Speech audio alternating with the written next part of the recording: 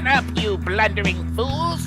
It's time for the Cracktastic Plastic Podcast. Get all the toy talk your evil heart could desire from these nincompoops. Jason and Elgin.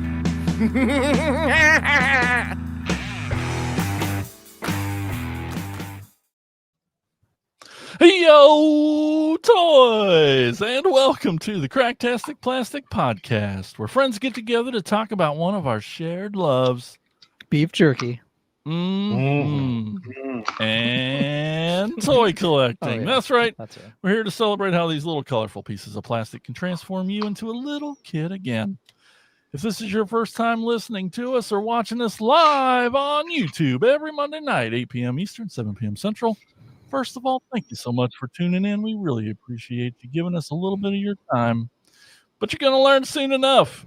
The top row here in the video, not toy experts of any kind of experts. No. We're just toy enthusiasts. So we're not going to get all the details right.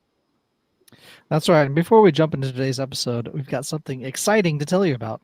That's our Patreon and YouTube community, The Core.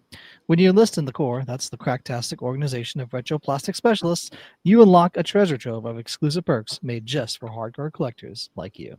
You get bonus episodes, shoutouts, early access, plus an exclusive chat with us and the other Core members. So don't wait. Enlist in The Core today. Just go to enlistinthecore.com to help support the show.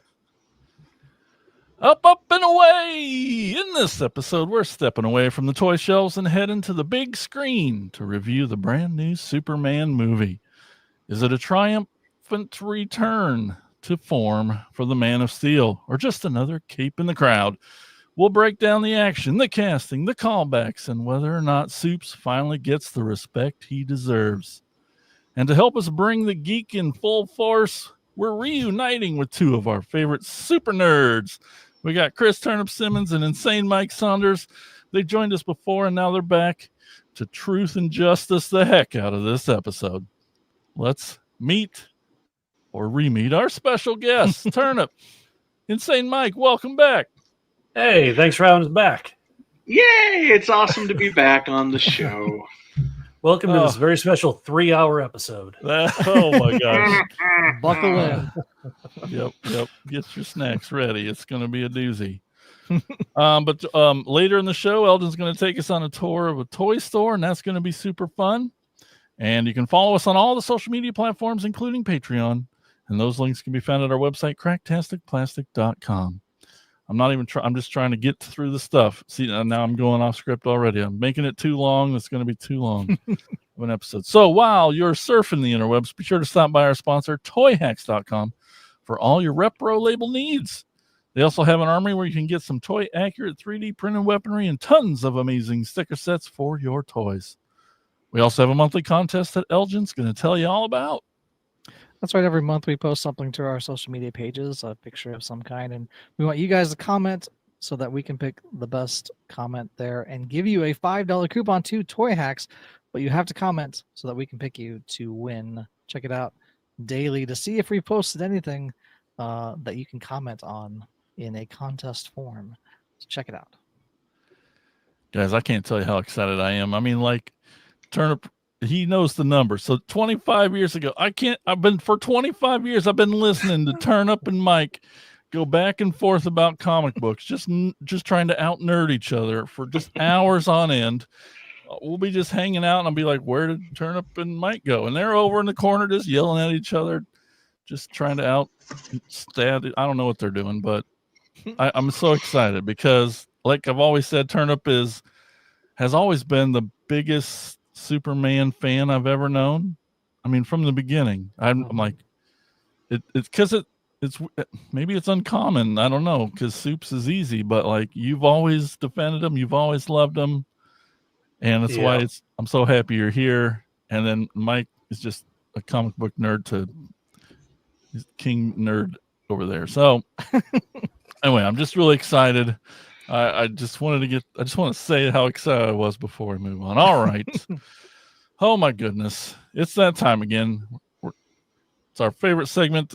Now let's talk about what toys we've picked up lately in a segment we call Thrill of the Hunt.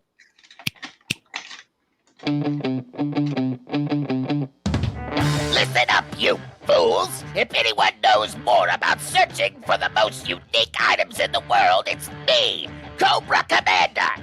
In my reign as Cobra's leader, I have acquired countless items, but those meddling Joes have foiled my attempt at worldwide domination over and over again! But it's the thrill of the hunt that fuels my superb rule of Cobra. Pay attention to my loyal subordinates as they tell you of their latest exploits and acquisitions. It's the thrill of the hunt, Cobra! All right, yes. Already picking on me. We got Tiffany in the chat saying, can't be a Cracktastic Plastic video without Jason saying he's excited. All right, someone get excited. Oh my gosh. Well, all right, let's go to Turnip first. I know he's probably got some Superman goodness to talk about even. So well, a few things. I've run the gamut the last few weeks since I've been on. You know, some of the things are why it's dangerous for Big Bad Toy Store to have their weekly sales. You have those sales, Motu gets to be the right price for me, so I pick up some of that. Starting off with Motu, we've got He-Man Steed, the Masterverse over here, Masterverse Battle Cat. You know, $40 is a little much, but you put this guy down to 20 and he'll go just fine with the 40th anniversary He-Man there. Yeah, For sure.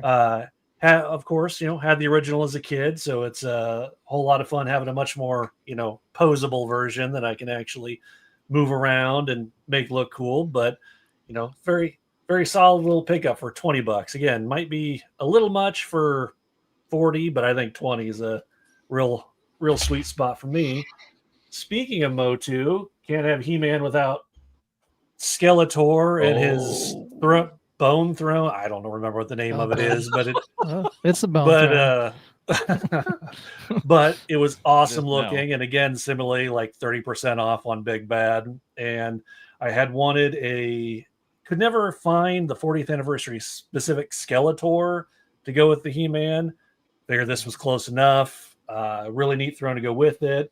Awesome Skeletor, like weird. That's not really focusing, but like weird overbite. That's kind of creepy on Skeletor. Not sure what's going on there. Yeah, but I believe that's the Alcala version of him. He was a comic book designer, graphic artist, and he did a lot of the original mini comics that came in figures. Alfredo Alcala, he designed a lot of the early stuff, and that's kind of based off of that. That's why he looks kind of funky like that. Well, that little tidbit makes him 3 times more interesting than he started with, but it's a neat figure. Obviously, it's got the same articulation as every modern Motu kind of the Masterverse line, but a lot of fun, really great sculpt, you know, nice little hits of paint on some of the highlights there. So nice piece to go kind of with my 40th anniversary toy style He-Man there. Some other things, you know, last time I was on the show, you didn't even talk about the best part of the bone throne. Oh, and what's the best part of the bone throne? It's battery operated. It's battery operated, and it has lights. I haven't put the batteries in, so I was fine with my bone throne without batteries. But if you say bone throne gets even better with batteries, okay, sure does. I saw that in the Adam and Eve catalog. I think so. Are they D cells? Which ones? I think it's double A maybe or triple A. Whatever will fit. Well, yeah, it lights up. The flames on the sides light up. Yeah, I just hadn't put the batteries in it yet. Yeah. So, it doesn't vibrate though. I don't think. That's good. Man. Good. What's the point? Why bother? Yeah. Can we move on to your next toy, please? Hey, sometimes you need a little vibration for your Havoc staff. I don't know what the problem is. But anyway, as I was saying, last time I was on the show, I was working on Real Ghostbusters Proton Pack. Then it was still just bare plastic I'd started putting together. I have since finished it up. Got lights in there. Beautiful. Yeah, obviously got lights in the pack itself. Got the Neutrona wand, of course. Got to have lights in that. So lights up there. I don't know if you can see it with the lighting here, but actually, there it goes. Yeah. flashes when it fires, and so I was.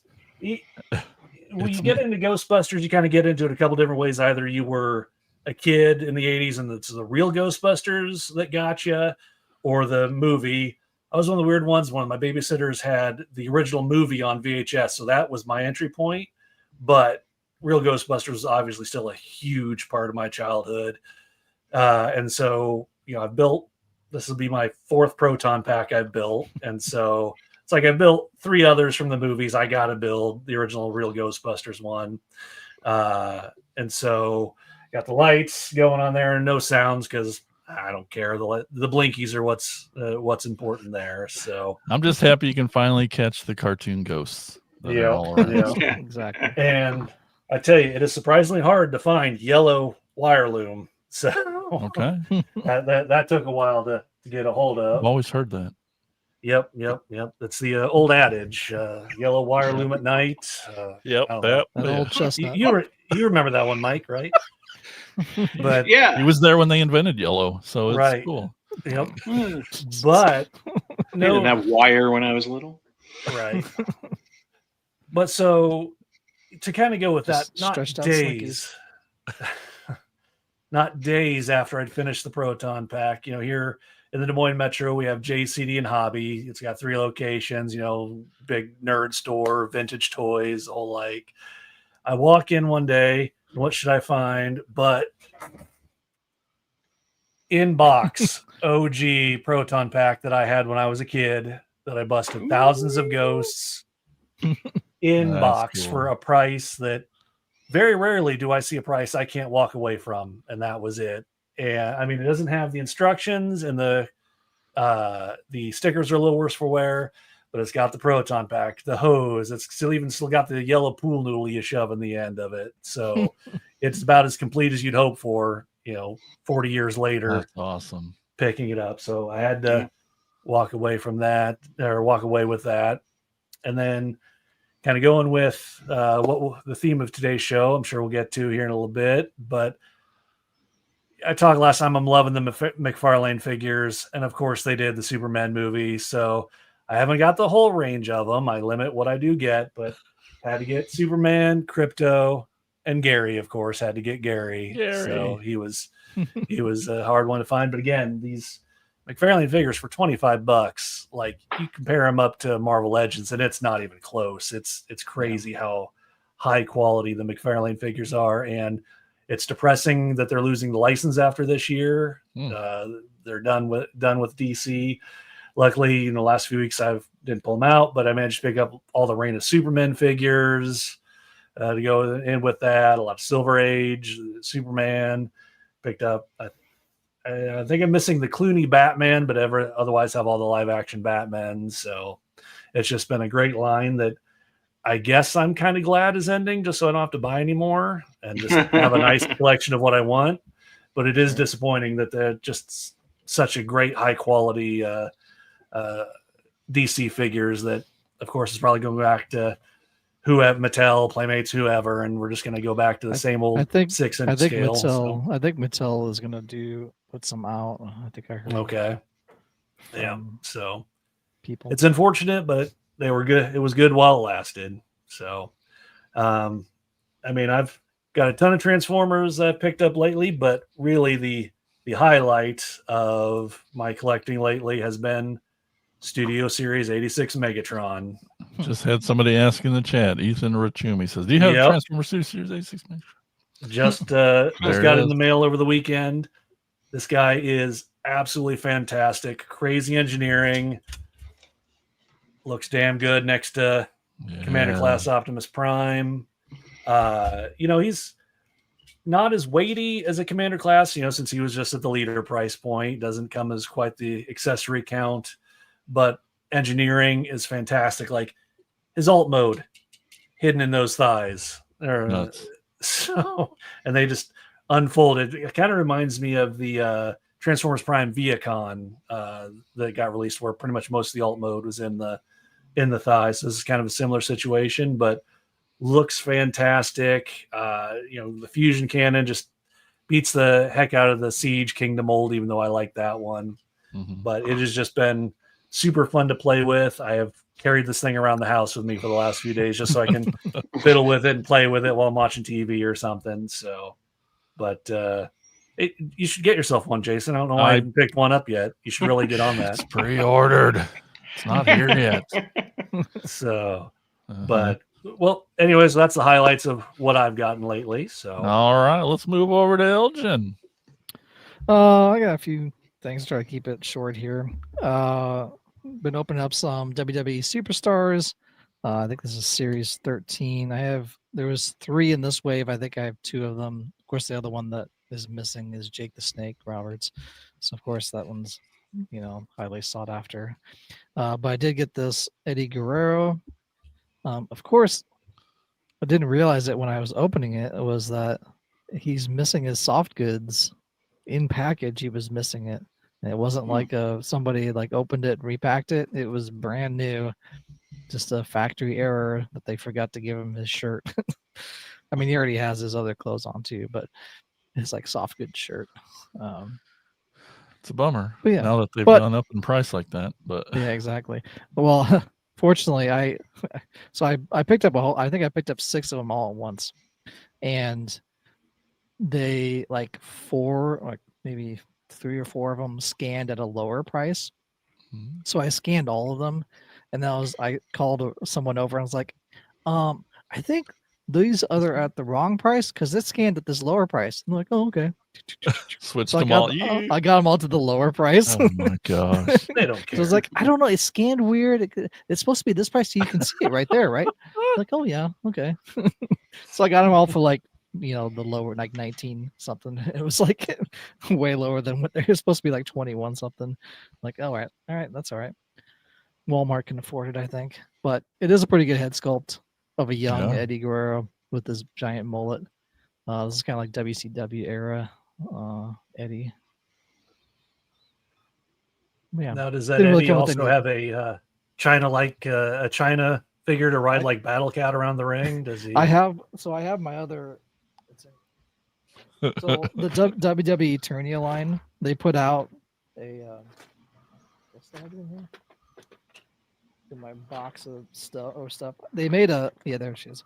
A China near the end of the line of that WWE Eternia line. So here she is. So she's like Tila sized. So they can go together. Aww. So I have the WWE Elite Lowrider. So it's technically Eddie's Lowrider. So they ride together in that, and then Rey Mysterio's in the back because it was actually his. But it was Rey Mysterio's Lowrider, but technically Eddie drove it all the time. But yeah, they made this all like I don't know years ago now, but there was a She-Ra, I think is what they were doing as for her crossover. But it's a great head sculpt as well. Not that that's all, but yeah. So they work together. Yeah. I think I did a TikTok of them doing some promo back in the day. Also in that wave, we get Ricky Steamboat, so kind of more golden age wrestling guys, and he's got his kind of full soft goods kimono, I guess. And this also head sculpt looks great too. Looks pretty much like him as well. He's got the dragon boots as well. He does come with a little alligator. You need more gators. Yeah, his dragon, and even with the tied off mouth, just like he had it. All his matches with Jake the Snake, he like Jake would bring out his snake, and then he would bring out this like, oh, I got my dragon now, just like fight him and stuff. But yeah, he basically just has like just a Velcro belt. You can take that off as well for the soft goods. But yeah, so this will be like the second Ricky that we have. They did one in WWE Eternia line with like Dragon Blaster. So once again, referencing the dragon from his nickname into that as well. Then got some Masterverse figures. I've been opening these up recently out of the tote. And I have this Cyclone that came out with the new Eternia Cyclone. And he looks pretty awesome. Love the gold paint, metallic paint. He doesn't have the reticular sticker. He now has this like little kind of plastic spot for him there. But he does have this kind of translucent shield, translucent yellow, and some flames on it as well.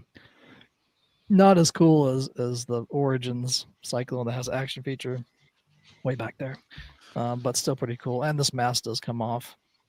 Was my next question. If I can get it off here, maybe. There we go. Ugh. So that's the head sculpt that they gave him, face sculpt. Oh, nice. Ooh. But he can put on this mask to like fly, I guess. He didn't come with any of like the tornado blast effects, like once again this Cyclone back there has. So it's kind of, other than like the colors looking with the metallic paint, I'd still, I think, prefer the Origins one to this one. Unfortunately, that is an exclusive figure, like Mattel Creations exclusive, so not easily gettable, I guess, to most people, unless you got it when it came out, unfortunately. But yeah, otherwise he looks great, matching with the rest of the Masterverse figures. And finally, opened up a Hordak figure. This time it's Emperor Hordak from Masterverse Revolution Season 2. Ooh. So we get the version of Emperor or Hordak as an Emperor. It's kind of sweet staff that he has as well. And he's got this kind of soft goods cape on the back, and then kind of softer goods soft plastic. Although it does kind of hinders articulation because you can't really move his legs out. The same with the shoulder pads. You can't really move his arms. So he's kind of stuck in this kind of pose, I guess. So, but I mean, he's just kind of there. It's to still like, badass. Yeah. give orders and stuff. Yeah. Back as well. But he'll go up with the motherboard display up there because, come to find out in the show, he's actually in charge of motherboard. He created motherboard and used all that technomancy stuff to control Skeletor and all that. So he's going to go up there with Triclops and Trapjaw and Skeletor, the Techno Skeletor, and then motherboard as well, way up there. So Good luck I think they squeezing him are- on that shelf. I know it's gonna be a tight fit up there for sure. He's already Skeletor's already got like way up there holding like her hand and stuff. So I think I might be able to fit it like in between right there, right up Yeah. there, ish. Careful. We'll see. We'll see. We'll see where it goes. But yeah. Otherwise, I mean, it looks very cool. I think they're going to do a regular, like a New Eternia Hordak, kind of more like the cartoon. This is just more like the animated series, voiced by Keith David, I believe. He did the Oh, voice nice. for Hordak. Yeah, Good all I have. voice. Nice. Insane Mike, what have you got lately? Okay, well, I kept mine themed to the episode, so all mine's DC stuff. I did get one of the popcorn buckets for the new Superman movie. I got the Crypto dog dish Nice. popcorn bucket. Awesome. This is Superman on that side. Got good old Crypto. Just thought that one was the coolest one personally. Then was it early summer, late spring? I don't remember exact, but Wendy's had for their kids meals these like DC figures that you get like 2 of them in a box or something like that, and they're like a combination of 2 of things that I love, DC Comics and Muscles, because they really are a Nice. lot like the old Nice. Muscles figures. Yeah. We've got Wonder Woman, we got Shazam, Beast Boy from the Teen Titans, Raven from the Teen Titans, Martian Manhunter. Let's see, there's Slade or Deathstroke or Terminator, whatever he's going by these days.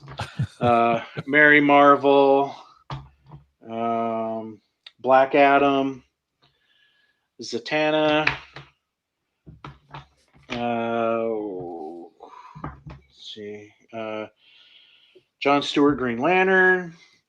Jaime Reyes Blue Beetle, Star Sapphire, Amazo, and Black Adam. There's a couple of them that I'm missing, and then we went a little ape shit because like I didn't know you loved Wendy's that much. Well, somebody else had it in their mind that I needed all of them. So yes, we ate a lot of Wendy's there for about a month. A lot of baconators. Yeah, that's exactly right.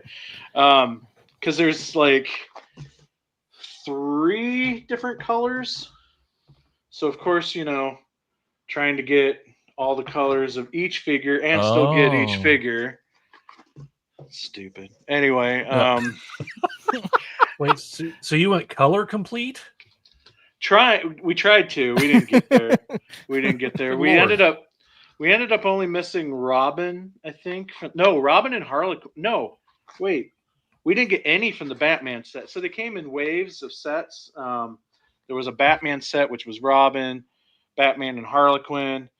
Then there was a Marvel set, Mary Marvel, Shazam, Black Adam, Titan set, and so on.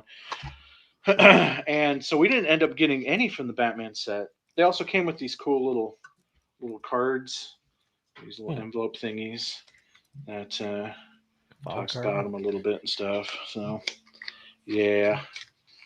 Anyway, so yeah, got a bunch of those. A lot of Wendy's. And then the last thing I'll show, it's not a toy, but it's a book. But like, I got this as Ollie's. Mad Magazine put out these parody children's books using DC characters. So this is Superman and the Miserable, Rotten, No Fun, Really Bad Day. Nice. And then I also have it. I didn't grab it. I also have the other one, which is, if you could see it there, Goodnight Batcave. So, yeah. Anyway, that's it. Oh, awesome. All right, I got some things. I'll start with my last couple Unbox With Me's unboxings. This one's half Mike's fault. I explained in the unboxing because it is a rescue bot that I didn't collect until Mike brought me a bunch in a bag Goodwill. But here's the new upgraded version of Heat Wave. He looks awesome. Looks super great. Pretty badass. We got to go to Kane County Toy Show for the first time, and that was a blast. And lots of great stories from that. Check out last week's episode for the story of that. And then I got this Earthrise figure, from over 5 years ago, of a toy I didn't think I'd ever get, but it's one of the two. This is Run Amok. And I still don't have Runabout. They were the ones that you would like pull back and then they'd go and pop up. Oh, yeah. Yeah. But so there was a white one and a black one. But so I got the white one. I'm halfway there. Got my lovely assistant here. We got, I just had to pick these up when I see them, weird little Hot Wheels things. Because we, at the Kane County Toy Show, we found some Hot Wheels we were looking for, so I'm like, I'll just get this. This is the closest I'll get to having a real Sky Striker. So, and that's fine. I don't have room for a full size Sky Striker. Yeah, you'd have to hang it from the ceiling. This one I'm super excited about because it involves Elgin's favorite color. Glow in dark. This is the first time in 41 years in the main line release that Transformers has had glow in the dark. Sweet. And it's I know. It's silly that it hasn't.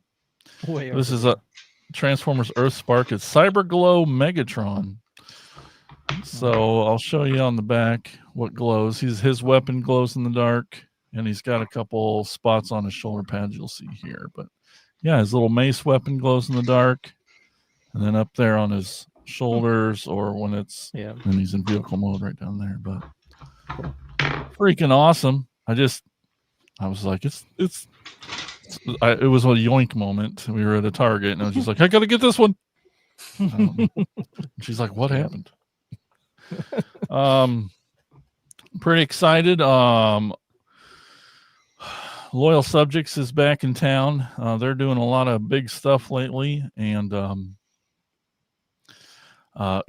like Mask and stuff, they're bringing back all it's not strawberry shortcake, but it's I don't know, I can't remember, I didn't get those, but I got my pre-order in. They went super fast. My Pet Monster, you guys remember that toy? I just want to show you my pet. What the hell is that? Trolling. Just kidding. We found it at home. It's a little beanie baby, but I collect Frankenstein toys. It's one of the little Frankenbeanie. But look at his dumb smiley face. And he's like sitting with like a full diaper. He just sits there. I don't know what. It looks like that one was like the bottom half was sewn to a cooked turkey. It does. It's so stupid. And I picked it up because it's Frankenstein. I put it down. I'm like, I can't. It looks too dumb. But it was only $5.99. So I'm like, if I can make somebody laugh with that, looking at that thing. And then lastly, oh yeah, it is the actual My Pet Monster came. Nice. So I can't remember. I don't know if they ever even said how much of a percent smaller he is. He's clearly smaller than the original. Never had an original. Always coveted and wanted the original. Yeah. And it's not a cheap thing to pick up now, to get some slobbered on, hair rubbed off version that's missing his chains and stuff. But yeah, he comes with his chains. You can they break apart.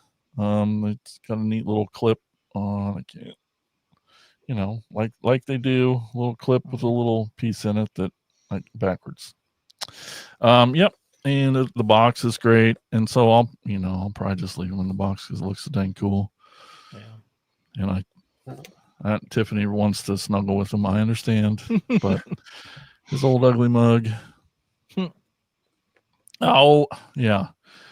Tiffany says, Elgin sent me a link and I instantly said, nope, he's too small. Well, maybe this is the Tiffany sized version of My Pet Monster. So, that's cool. So you're saying she gets to sleep with your pet monster? All right, moving on. So it's only on date. So if only. So before we start, I want to Insane Mike, I know you get nervous when DC movies are coming. They haven't had the best track record. I knew you were cautiously optimistic because of James Gunn, but you're the biggest DC stan I know. What were you hesitating about? Tell me about your thoughts before you went into the theater.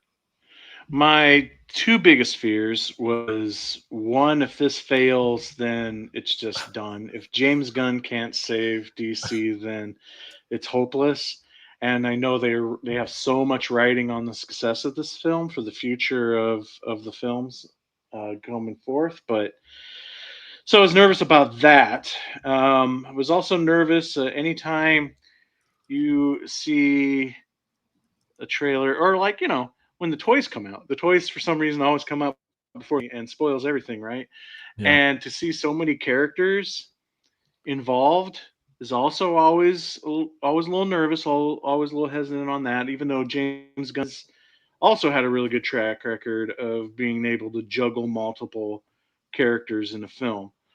And then my last fear is, as much as I love James Gunn and I love what he has done within the Marvel universe with Guardians of the Galaxy, taking these C-list characters and revamping them and making them work in the cinematic universe and as a team, and making those changes. I love that. But I'm far more precious about DC than I am Marvel. So I'm like, I'm just a little nervous. I'm like, how much trying to really suppress the comic book geek in me when I'm going to see this. It's like, is he going to make a bunch of changes that it's just like, that's not how it was in the comic, So, but at the end of the day, he did everything right in my opinion. Even those changes were just like, yep, that totally works and that makes sense. Turnip, I ask you, you have maybe the deepest knowledge of the writing of Superman with a million stories that could be told, and am forced to watch origin story after origin story every day time they reboot it. How much did you know going in? How worried were you? Your thoughts on that? Well, so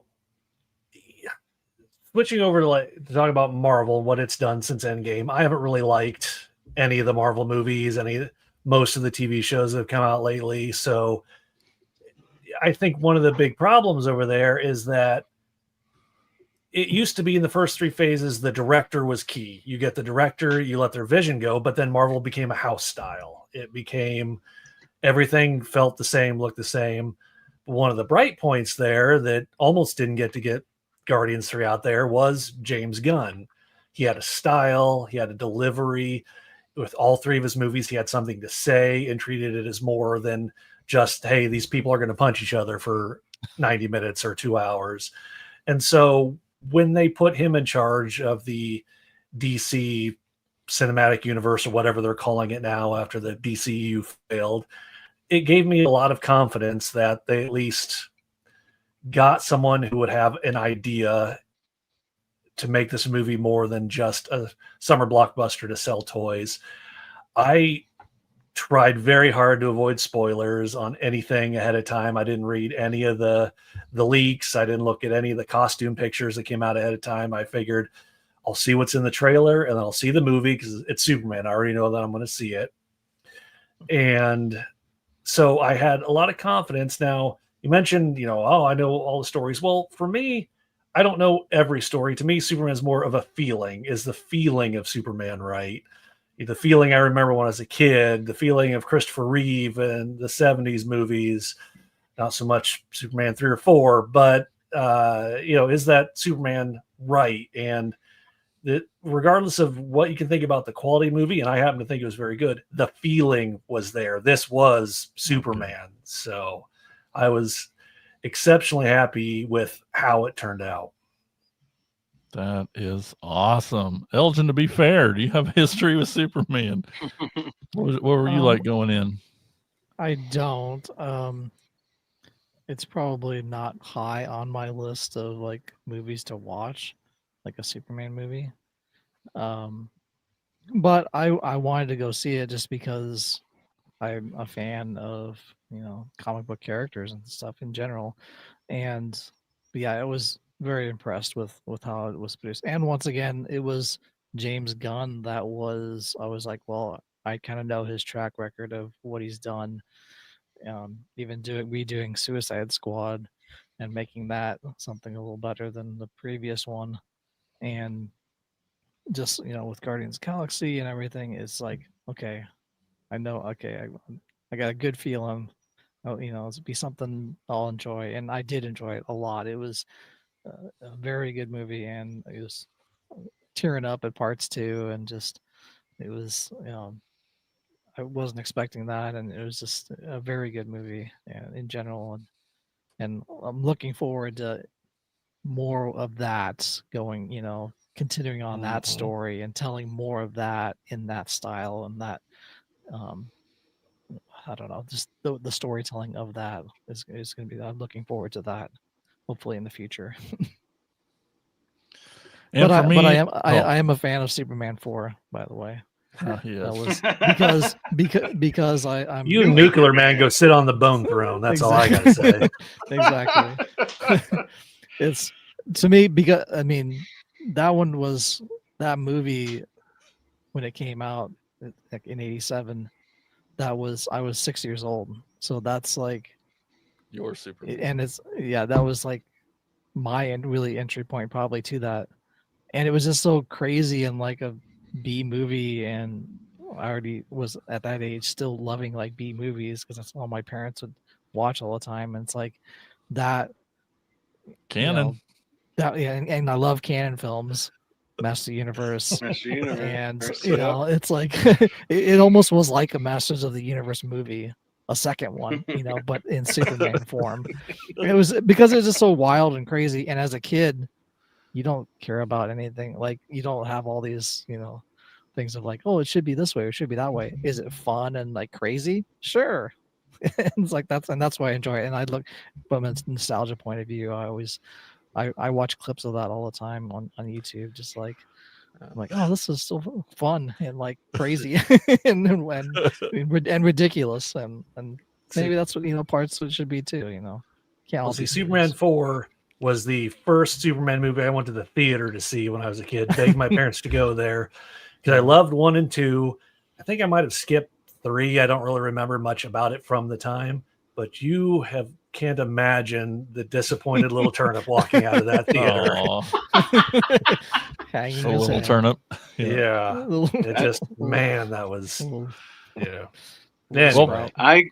I gotta say, I'm today years old to hear that somebody out there likes Superman 4: Quest for Peace.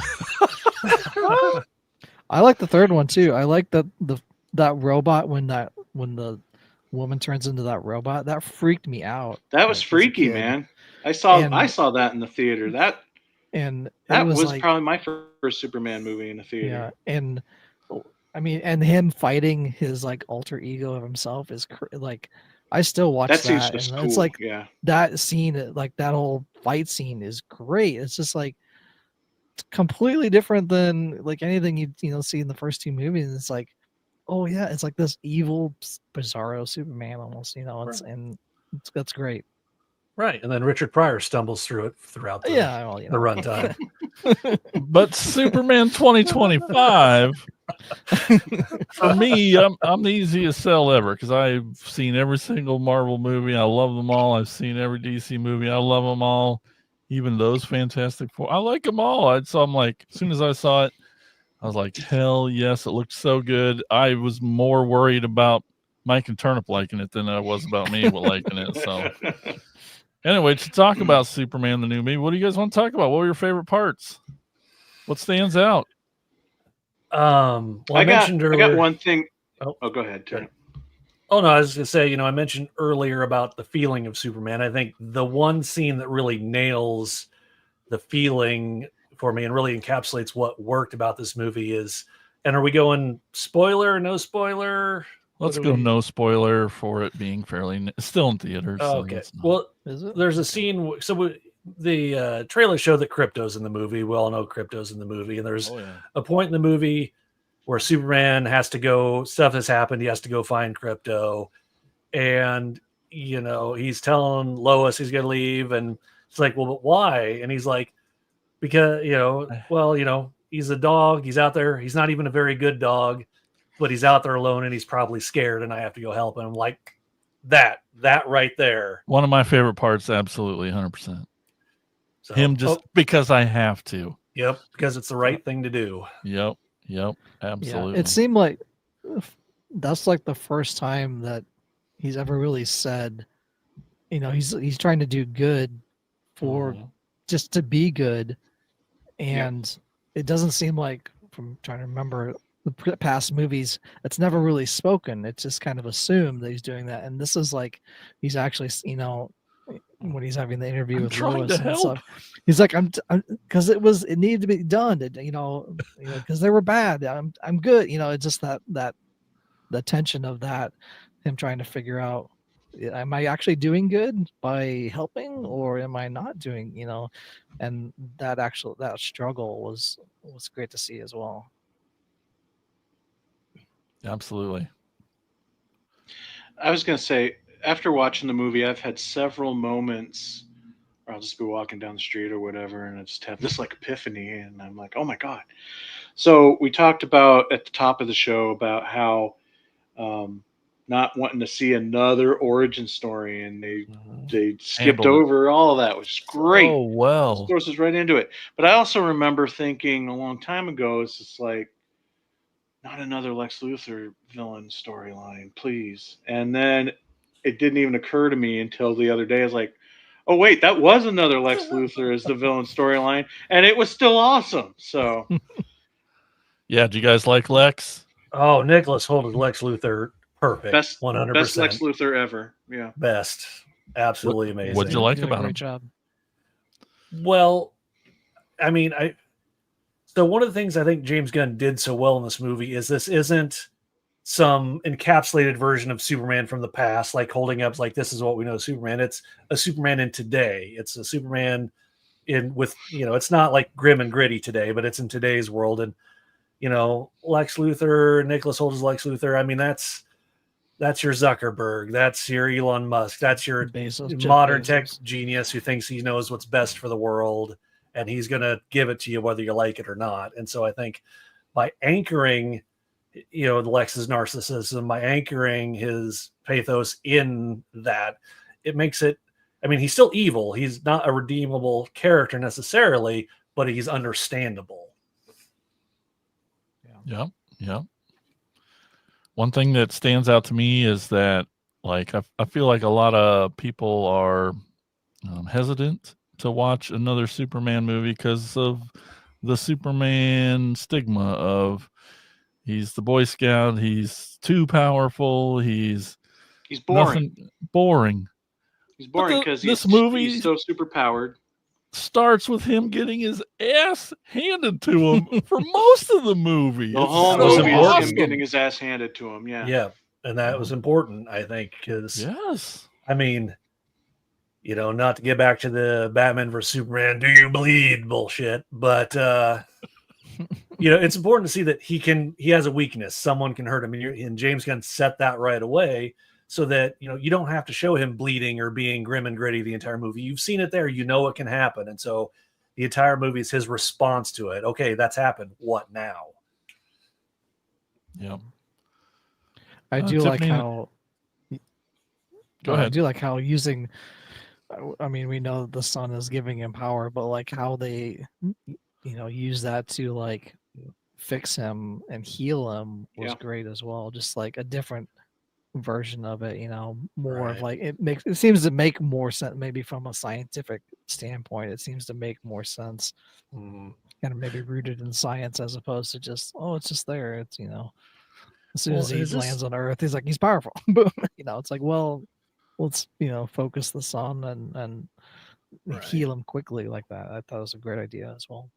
Now, Mike, I'm probably forgetting. But has there been another Superman movie that they've been as explicit about this? Like the yellow sun is his power source. I know, like Marlon Brando in the original, like, oh, the yellow sun will give you power, but then it's just kind of dropped. But here, it's a consistent story point. Yeah, they never fixate on it at all. I don't even think in the Henry Cavill version do they ever really point it out or fix it. A little bit where he was like. Maybe in Man of Steel, but at the same time, they added so many layers to the magic science in that movie that, as a comic book fan, you even lost me. I'm like, why do you have to make it this complex? Right. He's a walking battery. The sun, re-energizes him, increases his strength. Blah blah blah blah. Kryptonite hurts him. Done. End of story. In the chat, Tiffany says both kids said their favorite parts were the whole thing. Yeah. Yep. Yes. Then, I mean, Tiffany says her favorite part is Crypto, especially when he was told to get the toy. That's how she described the movie for a while. It's that dog movie with the guy with the cape in it. How great was Crypto, guys? Oh, so it was good. He's good. DC's. He's the Grogu of these movies. Yes. Good comp. He is the one that's going to be, the toys are going to be of, that all the kids are going to love. So, and he's awesome. You know what my favorite part of Crypto is? And then again, this is the comic book geek in me. He wore a goddamn cape.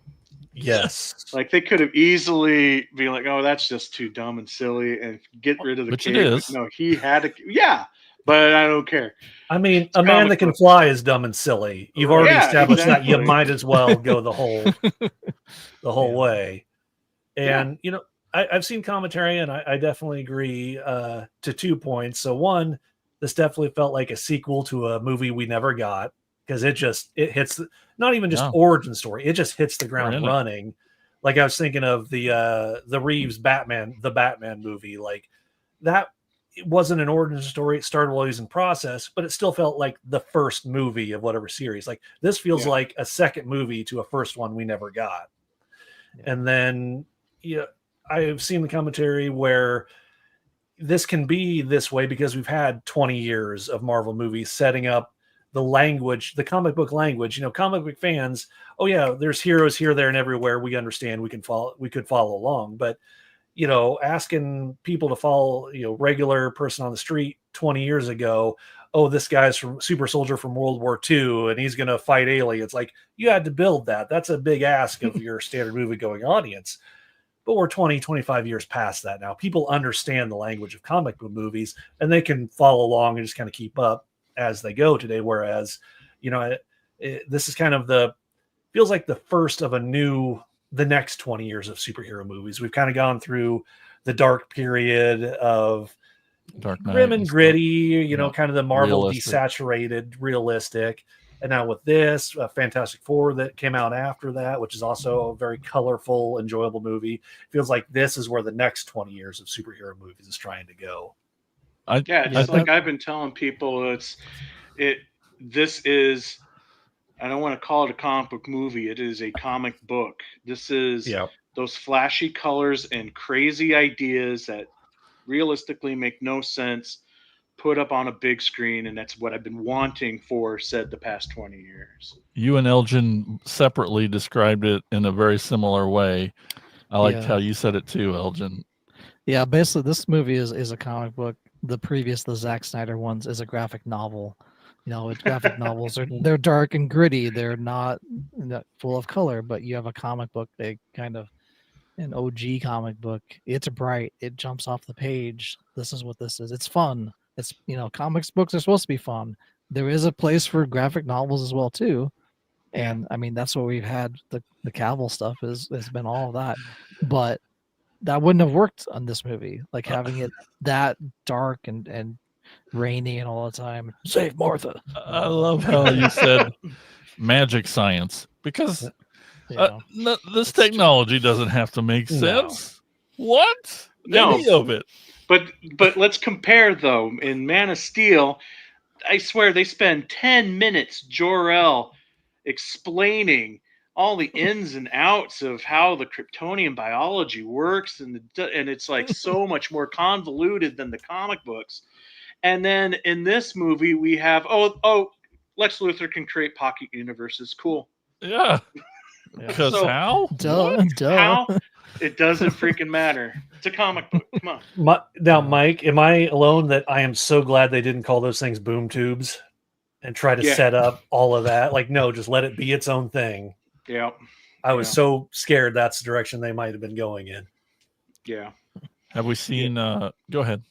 No, I had nothing else. Have we seen Metamorpho before? Not in live action. How great was that?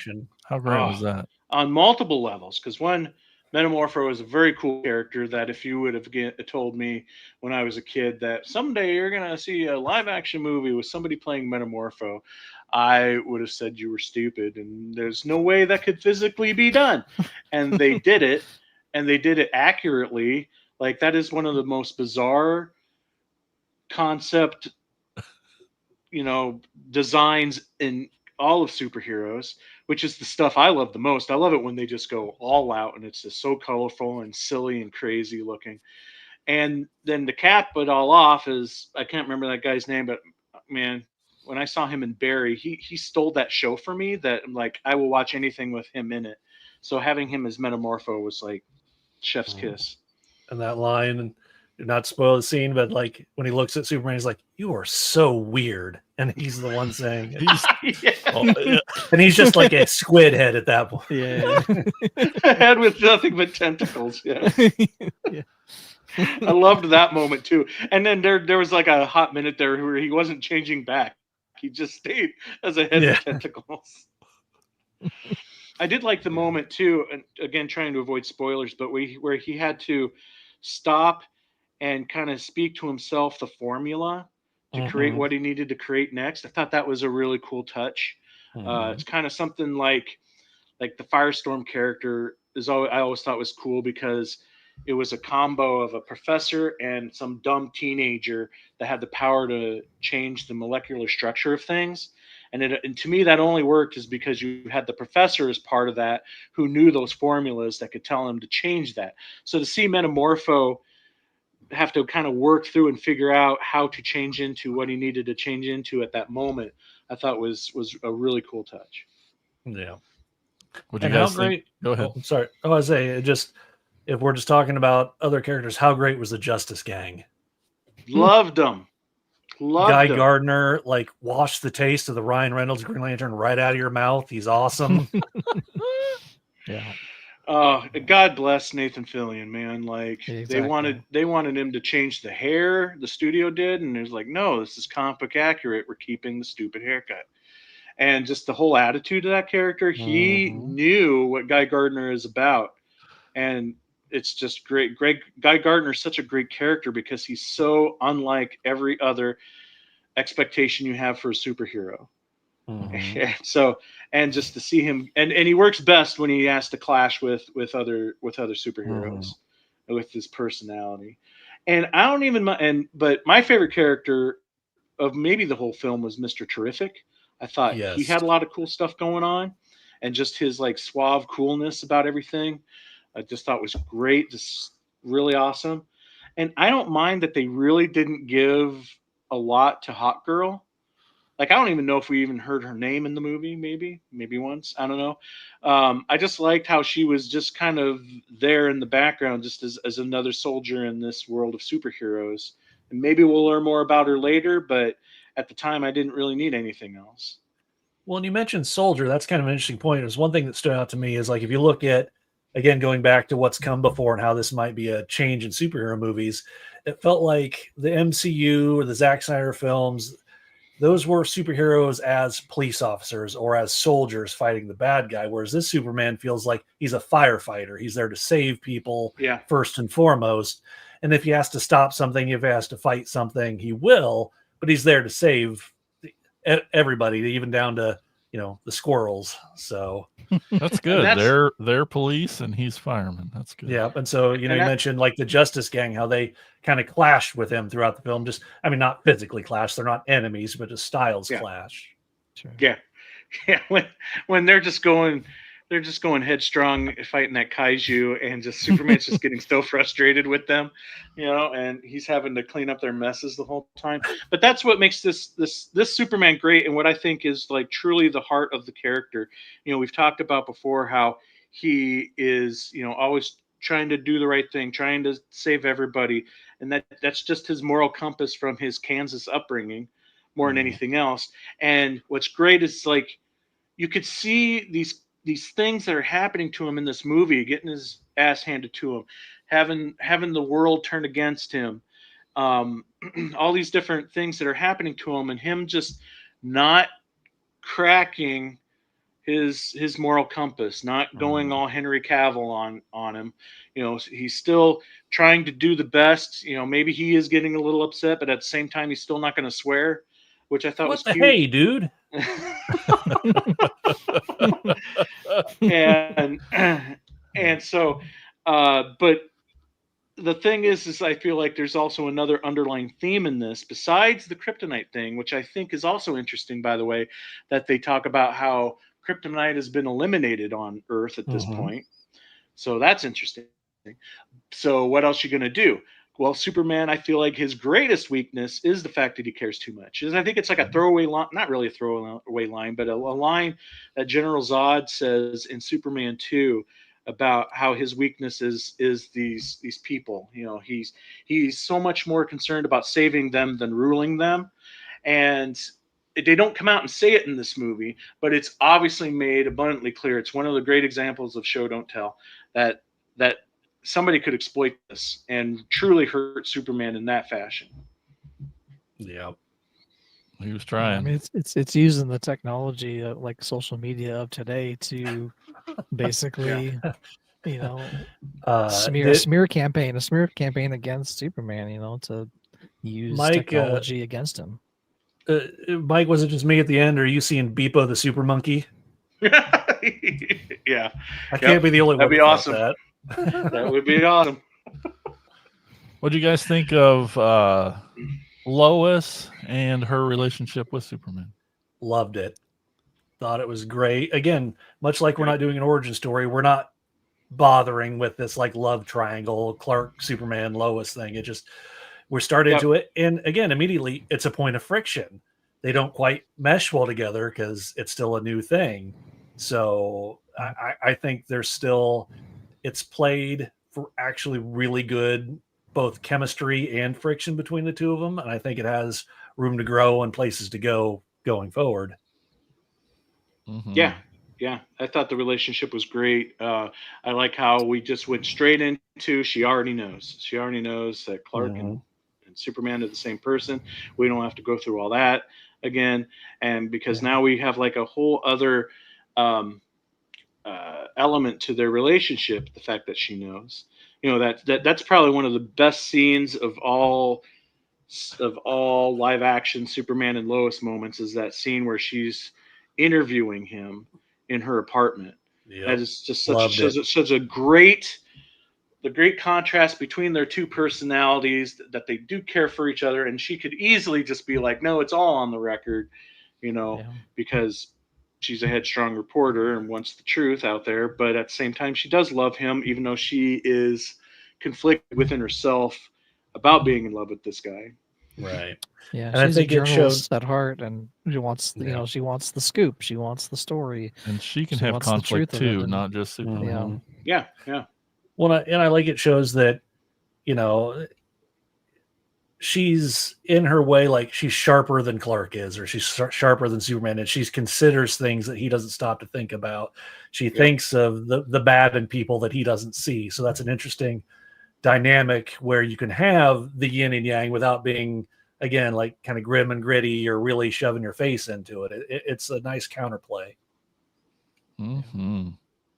Yeah, he's at heart, he's still a naive farm boy, He's still in that mindset. He's not a city person, he's not like in that. If you compare like city and country, it's like it's two different things, Well, speaking of city country, how about that Ma and Pa Kent? They're not Kurt Russell and Diane Lane. It is people who look like actual rural farmers. Yeah. And they're fantastic in the role. Accent's a bit off for Kansas, but anyway. But yeah, they are just straight up. They straight up. They look like these actors came off the farm for real. Yeah. I love Paul a lot. He not just for what he does in the movie, but that actor from Identity. He's so freaking good and everything. Yeah. Their scene together, it was heartbreaking, and just like tears. I'm just like, big time cry. Yeah. Well, and then the again, trying to be vague here for spoilers, but that payoff for the whole thing at the end, where to soothe him, they show him footage of his parents, but then that's different by the end of the movie. It's again being vague. It just, I love they had, they weren't in the movie a lot, but when they were there, they made an impact. They were the focus of the scene. Even in it's in the trailer, but there's a point where, Clark's on the farm and he has to go save the day, and like that just line of Ma Kent's like, go get your boots, I washed them for you. It's just like, that's just so fantastic that so. Yeah, their son is Superman, yet they still do not go anywhere past their small town, farm town mentality. Oh, they went the town over to that Mexican place, remember? I think all that's left we really haven't touched on is the newspaper and those characters. What do you think of? Fantastic. I personally would have loved to have seen a little bit more Perry White. I feel like out of Superman's side characters, as far as live action goes, Perry White needs way more spotlight. So I would have loved to have seen a little bit more of him, but the stuff Jimmy Olsen got to do, I thought was great. That was awesome. Love Yeah. to get a lot of Jimmy in this movie. Well, and how great Plus, I was love it? that actor too. And how great was it? Like Lois wasn't a damsel in distress in this movie. Oh, Jimmy true. got- Yeah. Mm-hmm. Heck Jimmy yeah. got a ton of stuff to do. Even the supporting Yep. characters, the Cat Grant, the Steve, and Cat whatnot, they Grant. all had a Yep. moment at least to where they created a character. They were believable in their environment. So that was just Yeah. really nice. Yeah. Well, I'm going to ask then, was there stuff you didn't like? Oh, okay, moving on. Just kidding. No, I mean, so I looked at it as as much as I love this movie was a solid 8 out of 10 for me. This is an amazing foundation to build the next 10 or 20 years of DC superhero movies on, but it's not perfect. I mean, you go back and look at the first RDJ Iron Man movie. It's not perfect, but it was the solid foundation they built a multi-billion-dollar empire on top of. And I feel like this is the same way where, you know, maybe some moments, some beats didn't carry the weight or gravitas this might have if this were the actual second or third movie in a series that they had spent time building for. But it's a heck of a foundation to build on. So, Yeah. you know, it was. I can't even say that there were things that I missed or should have been more in it because it was 2 hours, but it didn't feel like it. The thing just No, it kept blew moving. No, definitely. Yeah. Definitely good pace. Any other favorite scenes we didn't touch on before we move on? I could throw out my cons. I would have loved to have seen more of the Pocket Universe environment. I'm curious to know who else is there besides ex-girlfriends. Yeah. And again, I said I would like more Perry White. And as much as I love Crypto, and I feel like it was important for him to be in this movie, and I'm so glad he had the cape, it felt like maybe this is nitpicky, that maybe he was a conveniency character. Like we don't need him in this film. We don't need him in this film, so he's gone for the next 20, 30 minutes. But now we need him to kind of swoop in and Do the thing throw we couldn't get Lex out of. Luthor around. Yeah. You know, I would agree, except that I feel like he made it again, like Mom Bucket, like he made an impact when he was in the movie. He wasn't just set dressing. It's like at the beginning in the trailers, they show him saving Superman, taking him along there. You know, he's in there throughout. He's what they use to raise the stakes that Superman has to go find him in part of the movie, and then he helps with the payoff at the end. So at the very least, there's meaningful story beats that he's attached to and moves it along. I agree with all that. I just felt like, it just kind of felt conveniency in some moments. Like he's going to get in the way if we have him in the movie now. So let's put a metal ball on his head and then he's gone for the next 30 minutes, And I will say another thing I love about Cryptos has brought him up is that he's not just a person in a dog body. He's an actual dog with superpowers. He's a dog. Yeah. He is a dog with superpowers. Like he doesn't listen. He's too rambunctious. So he is. That's what makes him perfect in this. Yes. Yeah. Yeah. He's just this hyperactive dog that just so happens that could And I know the story's out there, but I just got to say it one more time. Is I love so much too that he was modeled after James Gunn's rescue dog. It's such a sweet, amazing thing to get to have that with your pet. So cool. Sure. Yeah. And I mean, I have seen, I try to stay away from the complaining side of the nerd internet as much as possible, but that Google feed still wants to raise the negative to the surface, and people want to complain that it wasn't like a white lab. It's like, really? That he's got the effing cape. He's got the little symbol on his collar. What more do you want, dude? Okay. And it's 2025. We're in the world where people care way more about cute pets than they do human beings. So that dog is way cuter than a white lab. I'm sorry. They could have done a James deep Gunn knew cut. what he was doing. You could have done a deep cut and made it Scooby Doo. Yeah, you bring that up. It's funny because my wife sent me an article going, "Oh, do you know James Gunn also wrote Scooby Doo?" I'm like, "Woman, I know James Gunn also wrote Romeo and Juliet. Yes. That's where I know James Gunn from." Yes. Don't speak to me, the old magics. All right. Before we go, seriously, last question, last topic, because we need to move on. But without spoilers, speculate a little. What do we know is coming? What do you think's coming? Was that Bizarro? What's going on? Okay, so that's a negative for me that it wasn't Bizarro, but that's a spoiler. So anyway, well, I mean, we already know Supergirl just finished filming, so we know that's coming, and Jason Momoa, Lobo, and all that. So that should be fun. That's right. Yeah, forgot about that. Turnip, do you think the not Bizarro is the birth of Earth 3? To be cryptic in my lingo. I don't know. He's got the name. Well, whatever if they decide to bring the not Bizarro back, I can see him coming back from wherever he may or may not have gone to in the movie. Makes him Bizarro. The process of him getting back from there. Yes, and I speculated that at first too, that wherever he went, maybe that's going to make him go full Bizarro with the white skin and the cracked face and all that and the backwards S. But the more I sat with it, the more I'm thinking, well, maybe he got shipped off to another dimension that is going to be the awesome.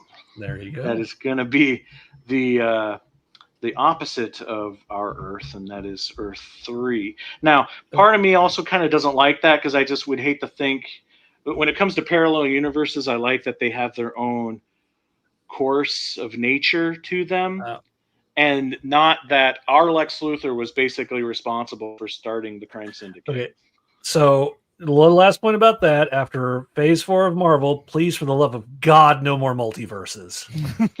I do not want any more. I'm just a little nervous because that's already going to be a plot point in Peacemaker 2, though. Well, yeah. Before we recorded, Turnip had to explain part of Fantastic Four to me. I'm like, what's going on? Spoilery things.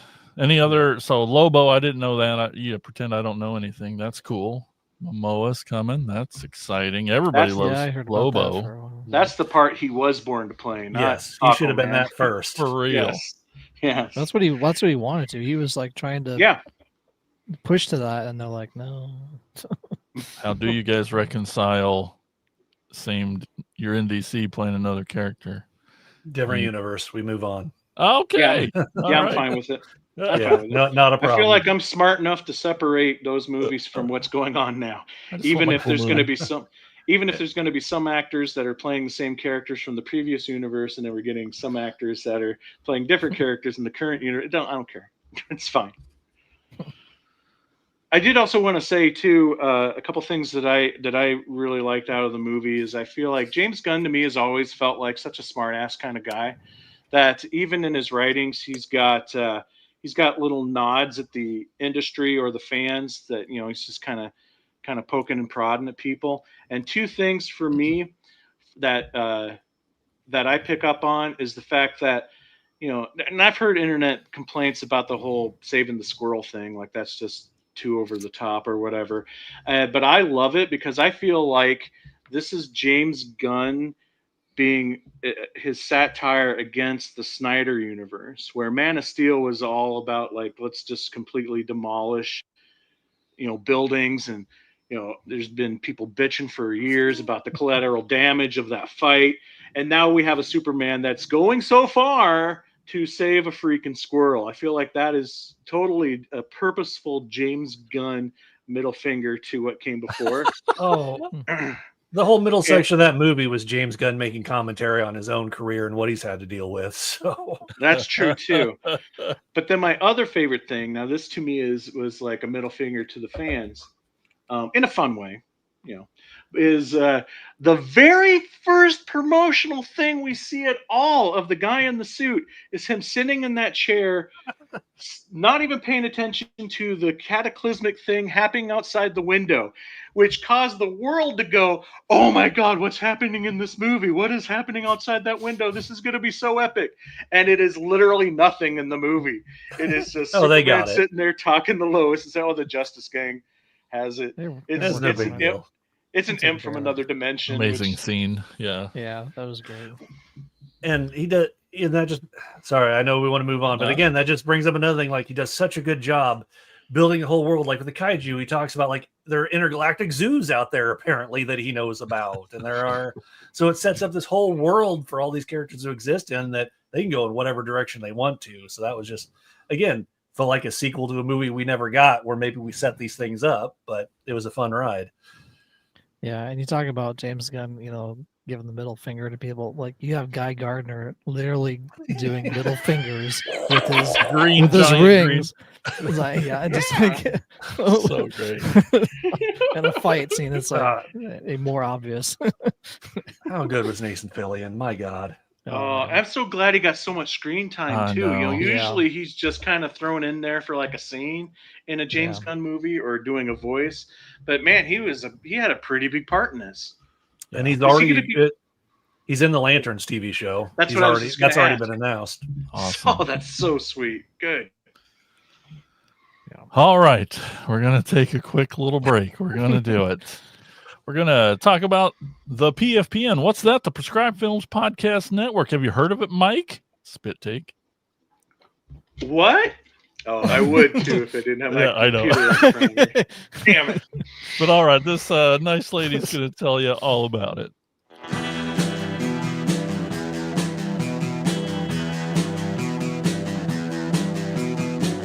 You're listening to the Prescribed Films Podcast Network, home to hundreds of hours of free podcast entertainment. The shows on this network all have a common goal, providing you with the best discussions about movies and other forms of entertainment media. The PFPN hopes to fill your earholes with audio joy. Visit our website with links to all the other amazing shows at www.thepfpn.com. Thanks for listening.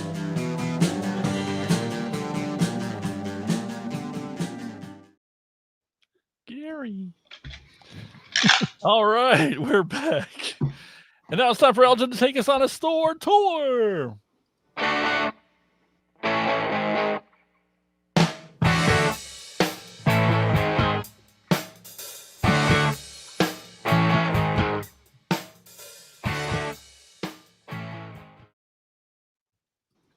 All right, today's store is called Happy Sea Hawaii at 451117 Kumahumai and Highway at number 104A in Kanoe, Hawaii. It's a jog from Ottumwa here. So first you have to drive an hour and a half to Des Moines, then get on a plane, and then take a 12-hour and 49-minute flight to Honolulu. And then once you get to Honolulu, take a 20-minute drive up to Kanoe. And then you'll find the store. It's called Happy Sea Hawaii. It has a bunch of Funko Pop, Star Wars, Pokemon, Lego, and much, much more. And did you know that in the Hawaiian language, Kanoe means bamboo man, which according to legend, the local woman compared her husband's cruelty to the sharp edge of a cutting bamboo, thus naming the place Kaneohe, or Bamboo Man. That's Happy Sea Hawaii at 451117 Kumahumai, number 104A in Kanoe, Hawaii. Man, Mike should have made Mike try to pronounce all that. That'd have been fun. All right. Before we go today, just want to remind everyone, if you want to help support the podcast, the show, that'd be awesome. And there's lots of ways you can do it. First, tell a friend. Y'all got them. Quit pretending you don't. We know you do. Just tell them. Just say, hey, check this out. They're all right here, right now. No, there really are others. Another way is 5-star reviews on Apple Podcasts. Elgin loves reading those. So I would love to read those. He needs to practice his reading. So that's one reason to do it. I hope there's more Hawaiian names in that review. The best way is to go to enlistinthecore.com. That's basically our Patreon. Lots of awesome things there. Choose the tier that best suits you. There's bonus episodes exclusive to core members, shout outs on the show, early access to videos, and you get to be in a chat with Elgin, I, and all the other core members, like Turnip. We get to enable each other to buy stuff. It's really fun. Like Elgin getting me to buy Motu. He did it. Heck yeah. But like I said, one of those perks is shout outs. So we're going to shout out our awesome core members now. We got Tony Miller. We got Alex LaForest. We got Bill Fisher. We got Colin Bunn. We got Chris DeMonico, Mike Ward, and like we said, our very own Chris Turnip Simmons in the house. Thank you guys so much for being core members. We so appreciate it. You guys rule. That's what I know. How many times you guys seen it? Turnips twice now? Twice. Oh, nice. I've only seen it once. Just once. I'm I thinking hardly about seen taking it my as well daughter to it. I want to take my daughter, but there's just that one scene in the middle that's a little intense that I'm not sure I need her to see that just yet. So, Yeah.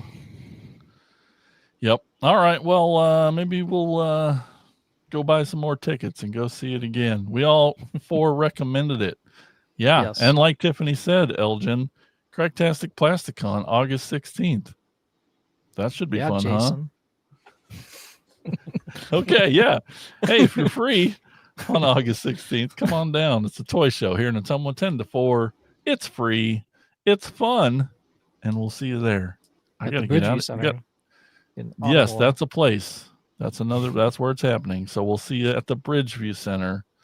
We're really good at this promoting stuff, I promise. It's free. There it is. That's the part you wanted to hear. Yeah. All right. Well, They Mike, sometimes have Turnip, comic books there. thank you guys so much for being on. This fulfilled, our 25-year commitment of watching you guys talk Superman and comic books. We'll see you in 25 years on the 547th episode of Cracktastic Plastic. Yeah, I did the math. Don't worry about it. Okay. I was And carrying the thank you for one. being here. Thank you. Thanks for having me. having us. Yeah, it was a lot of fun. All right. Well, thanks everybody for watching and listening. Until next time, keep being awesome. Bye-bye. See ya.